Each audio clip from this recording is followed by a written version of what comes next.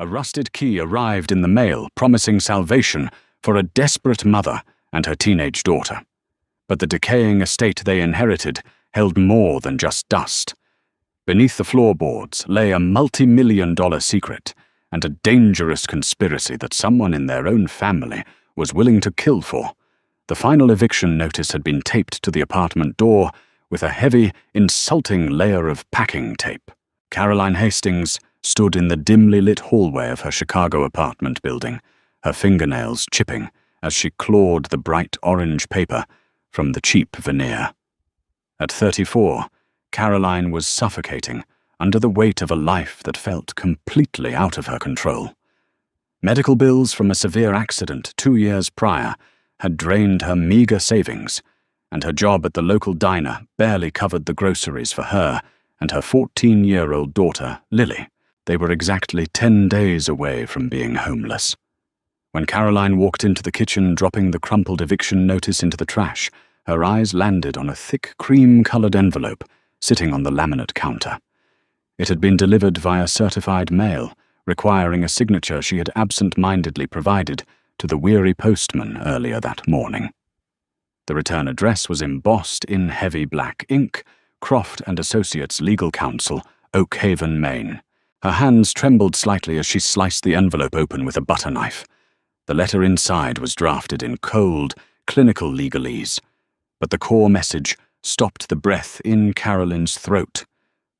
Her great-uncle Thaddeus Beaumont, a man she had never met and only heard whispers of, as the family's eccentric outcast had passed away.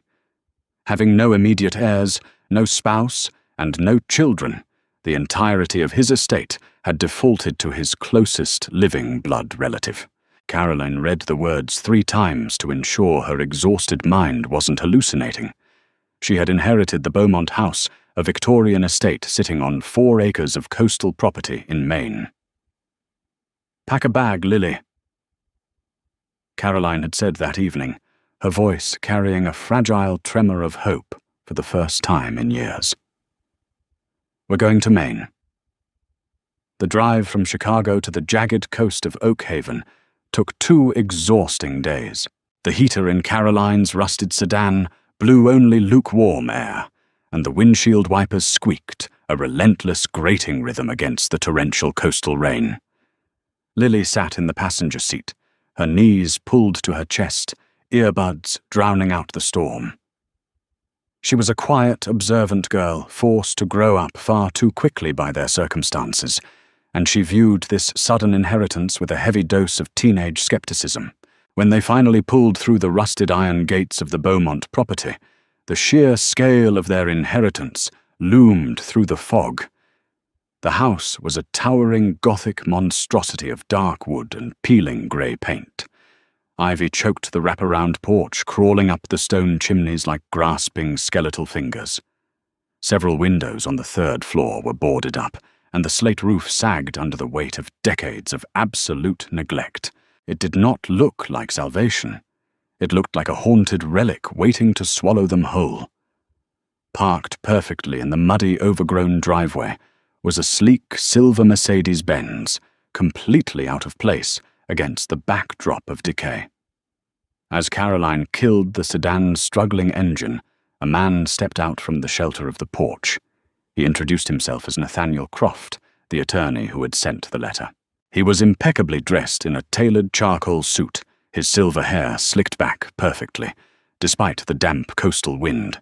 His smile was practiced, entirely devoid of genuine warmth, and his eyes scanned Caroline's frayed sweater and worn-out boots with a calculating precision. "Miss Hastings, I presume?" Nathaniel said, extending a cold, dry hand. "A tragedy about your great-uncle, truly. Though I understand you two were not close." "We weren't," Caroline admitted, pulling her jacket tighter against the freezing wind. "I didn't even know he was still alive until your letter arrived." Nathaniel nodded, leading them onto the creaking porch. "Thaddeus was a recluse, highly paranoid. The house, as you can see, is a total teardown. The foundation is cracked, the plumbing is destroyed, and the property taxes are astonishingly high. Given your current financial situation, I took the liberty of arranging an alternative. He pulled a crisp folder from his leather briefcase. I have a buyer, a local developer willing to take this headache off your hands today. He is offering $60,000 in cash. You sign the deed over and you walk away with a fresh start. No taxes, no repairs, no ghosts. $60,000. To Caroline, it was a fortune. It was rent for years, college savings for Lily, and the immediate erasure of her crushing debt. She reached for the pen Nathaniel offered her, fingers shaking. But as she looked at the lawyer, she noticed a faint sheen of sweat on his forehead, despite the freezing cold. His eyes were entirely too eager, fixated on the pen in her hand, like a predator waiting for a trap to snap shut. Why was a high-end lawyer waiting in the freezing rain to finalize a measly $60,000 property sale? Maternal instinct, honed by years of surviving on the edge, flared to life in Caroline's chest. "I need to see the inside," she said, pulling her hand back. "We're going to stay the night. I'll give you my decision tomorrow." Nathaniel's polite smile vanished for a fraction of a second, replaced by a flash of genuine panic. He quickly recovered, smoothing his tie. "Ms. Hastings, the house is barely safe to inhabit. There is no electricity, only a backup generator that may not even—" "We'll manage." Caroline interrupted, her tone hardening. That night, the Beaumont house proved to be a terrifying refuge. The backup generator hummed violently in the backyard, providing just enough power to light a few dusty lamps in the main parlor. The house smelled of damp earth and old paper. Every gust of wind caused the wooden bones of the estate to groan, sounding agonizingly, like human footsteps pacing the floors above them. Caroline and Lily huddled together on a moth-eaten sofa in the parlor, wrapped in the sleeping bags they had brought from the car. Sleep was impossible. At around 2 a.m, Caroline sat up, her heart pounding against her ribs. It wasn't the wind she heard. It was a rhythmic, deliberate tapping. It was coming from somewhere deep beneath the floorboards.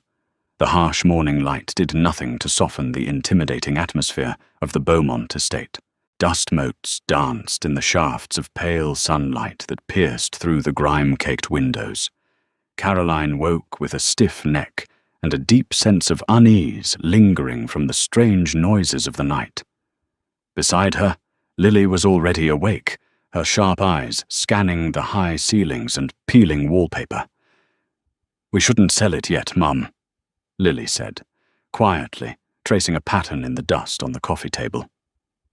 That lawyer was lying.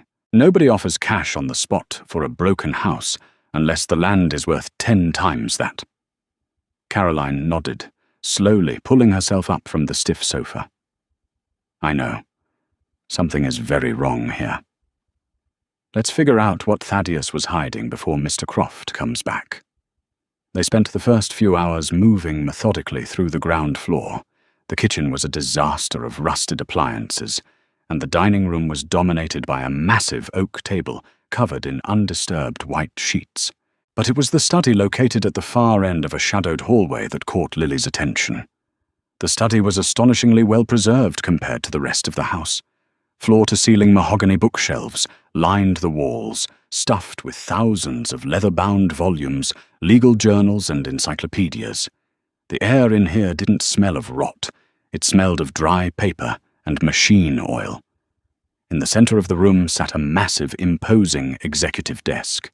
As Caroline sifted through the drawers of the desk, finding nothing but dried-out ink pens and blank ledger paper, Lily began walking the perimeter of the room. She dragged her fingers along the spines of the books. When she reached the massive bookcase on the eastern wall, she stopped. "Mum, come here," Lily called out, her voice tight with curiosity. Caroline hurried over. "What is it?" "Feel the floor right here." Lily pointed to the faded Persian rug beneath her sneakers. Caroline crouched down and pressed her palm against the hardwood edge just beyond the rug.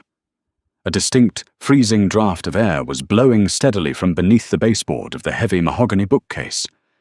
Furthermore, There were deep, crescent-shaped scratches gouged into the hardwood floor, radiating outward from the corner of the shelf. "It's not a bookshelf," Caroline whispered, her pulse quickening. "It's a door." They began pulling books off the shelves, frantically searching for a mechanism, a latch or a lever.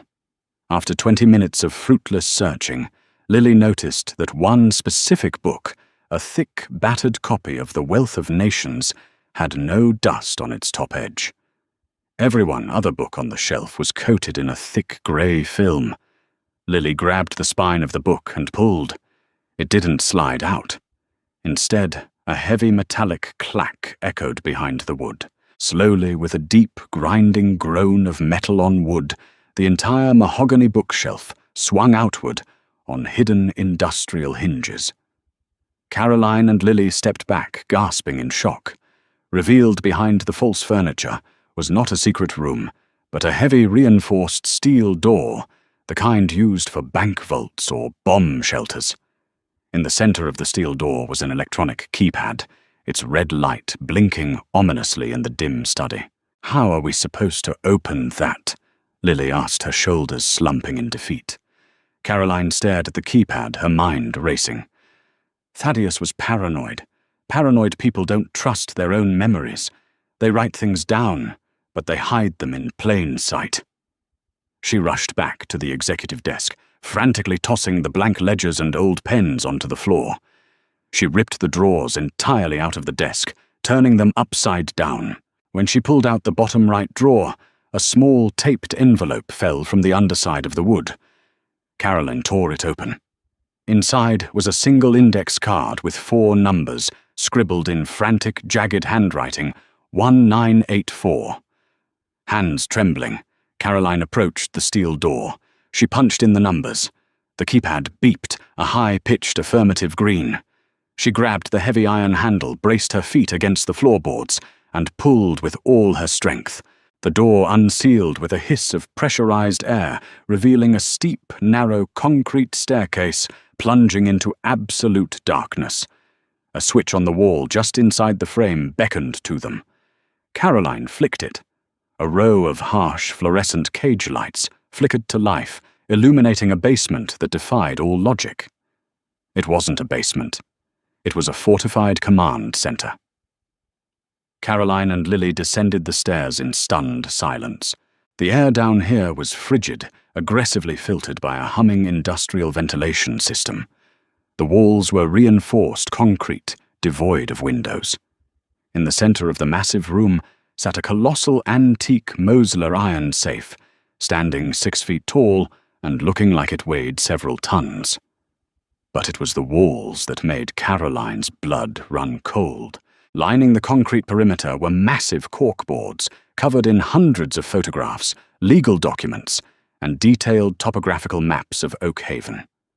Red yarn connected photos of local politicians, judges, and real estate developers.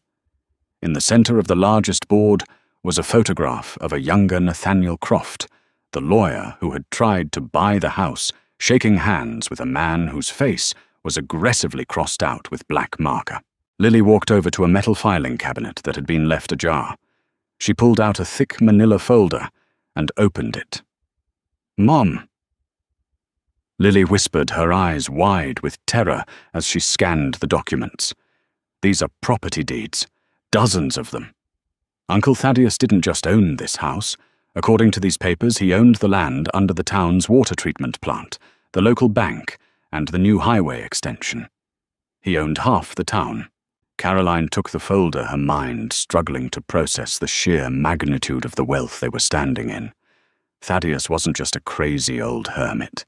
He was a shadow landlord, holding the entire town of Oak Haven hostage in a web of secret ownership. And Nathaniel Croft knew it. Croft wasn't trying to buy a broken house. He was trying to steal a multi-million-dollar empire for $60,000. Before Caroline could speak, a terrifying sound shattered the silence of the basement. It came from above them. The distinct violent crash of the heavy front door being kicked open, splintering wood echoing through the empty house. Heavy, hurried footsteps began moving across the parlor floor, directly above their heads. They weren't alone in the house anymore, and whoever was up there had not come to negotiate. The heavy thud of boots directly above them sent a violent shockwave of panic through Caroline's chest. Dust and debris rained down from the exposed ceiling joists of the bunker, coating her shoulders in a fine grey powder. Whoever had just kicked in the front door was moving with aggressive purpose, tearing through the parlor and heading straight down the hallway toward the study. Caroline reacted on pure, terrified instinct. She grabbed Lily by the shoulder, dragging her away from the filing cabinets and rushing back to the massive steel vault door. "Help me," Caroline hissed, her voice barely a whisper. On the inside of the door was a heavy industrial steel deadbolt, thick as a man's forearm. Together, mother and daughter threw their combined weight against the freezing iron lever. With a deafening metallic grind that echoed terribly in the concrete room, the deadbolt slid into place, locking them inside the bunker, just as heavy footsteps entered the study directly above. Through the thick concrete ceiling and the solid steel door, the voices were muffled, but entirely recognizable. "Check the desk," a deep, gravelly voice ordered. "Tear the walls apart if you have to." He kept a master ledger somewhere. Croft said he wouldn't leave it at the bank. "I know what I said, Hayes," came the sharp, anxious voice of Nathaniel Croft. The lawyer sounded completely unhinged, his earlier polished demeanor entirely shattered. "But we have to find it before the Hastings woman gets a lawyer of her own. If she registers that deed with the county before we secure the secondary documents, the whole development deal collapses. We lose millions, and I go to federal prison."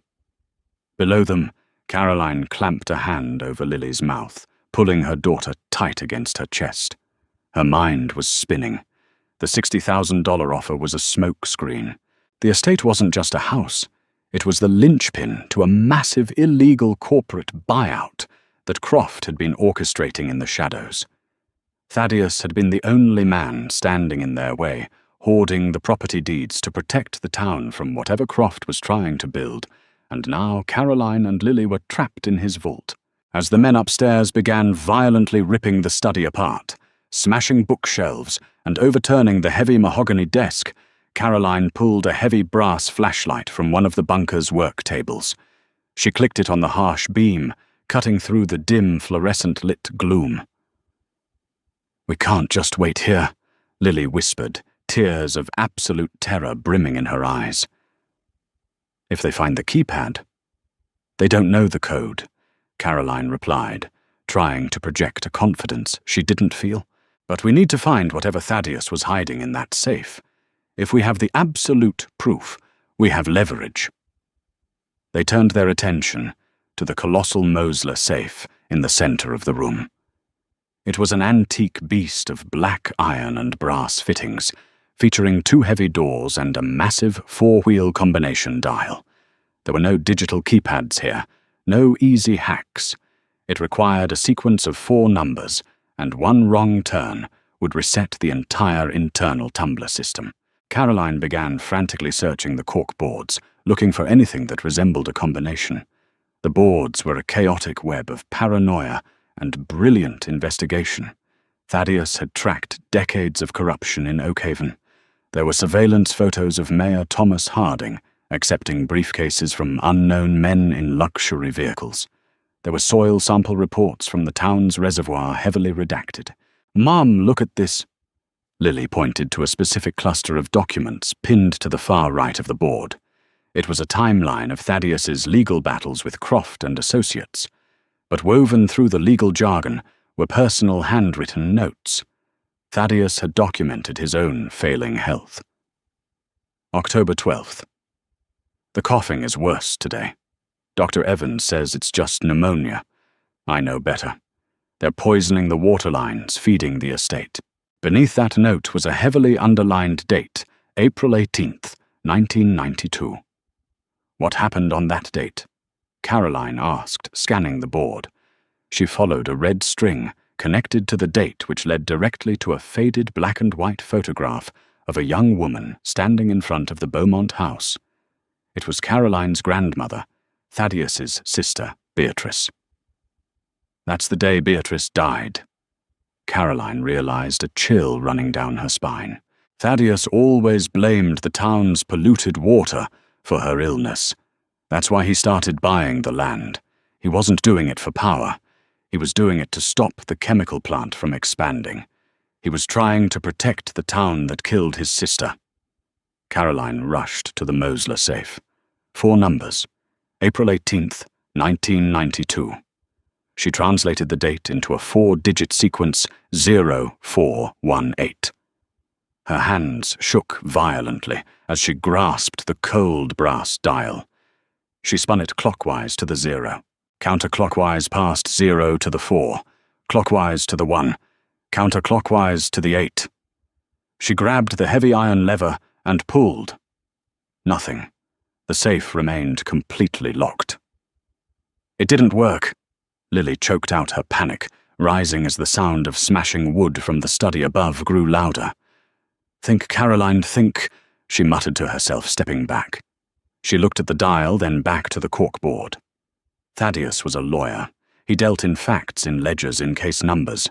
He wouldn't use an emotional date for the master safe. He would use the one thing that represented his ultimate victory over Croft. She ran back to the filing cabinet and pulled out the original deed to the Beaumont estate, the very first piece of land he had refused to sell to Croft's developers.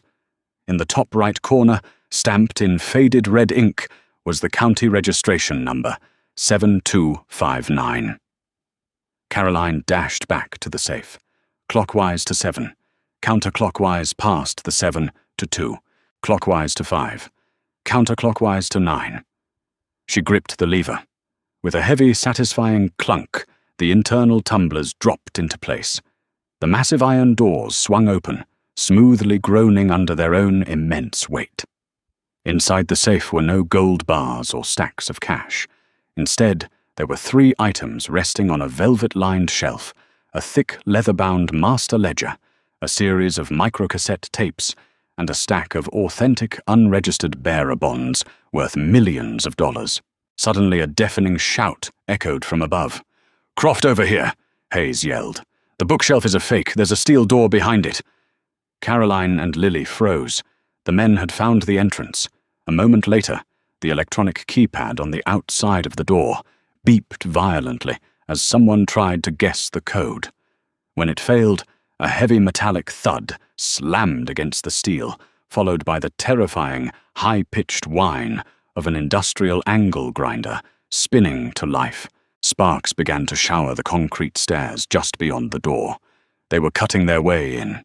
The smell of burning steel flooded the enclosed bunker, sharp and metallic. The tip of the angle grinder breached the outer layer of the vault door, sending a violent stream of orange sparks dancing across the top of the concrete stairs. The blade was screaming, tearing through the heavy reinforced iron with terrifying speed. "They're going to get through," Lily cried, backing away from the stairs, her hands covering her ears against the deafening noise. Caroline shoved the master ledger, the microcassette tapes, and the stack of bearer bonds into a canvas backpack, zipping it shut with frantic force. "We aren't going to be here when they do." Her eyes darted around the bunker. Thaddeus Beaumont was a man consumed by paranoia. He had spent decades anticipating a violent confrontation with the people he was extorting for the safety of the town. A man who builds a bomb shelter command center to hide his secrets doesn't build it with only one way out. It went against the very nature of survival. "Look for a draft," Caroline ordered, dropping to her knees. "Check the baseboards. Check behind the corkboards. Find where the fresh air is coming from." As the grinding noise at the door grew louder, accompanied by the heavy rhythmic pounding of a sledgehammer, trying to break the locking mechanism, Lily sprinted to the far side of the room. She ran her hands along the damp concrete walls behind the massive corkboards. When she reached the back corner, entirely obscured by a towering filing cabinet and a stack of rusted metal crates, she felt it. A harsh, freezing gust of salty ocean air brushing against her ankles. "Mom over here," Lily screamed over the noise of the grinder. Caroline rushed over. Together they planted their feet against the concrete floor and shoved the heavy filing cabinet. It shrieked against the stone, moving just enough to reveal a jagged rectangular hole carved directly into the foundation wall. It wasn't a pristine bunker exit. It was an ancient, crumbling tunnel, lined with rotting wooden beams, an old Prohibition-era smuggler's route leading straight out to the rocky coastal cliffs. Go. Get inside. Caroline shoved Lily toward the dark opening. Just as Lily scrambled into the dirt tunnel, an explosive metallic bang shattered the air in the bunker. The heavy deadbolt on the steel door snapped under the intense heat and force of the sledgehammer. The heavy door swung open, slamming against the concrete wall. Nathaniel Croft and Garrett Hayes rushed down the stairs, their flashlights cutting through the thick smoke and dust. "Grab them!" Croft screamed, spotting Caroline's legs as she dove into the narrow tunnel.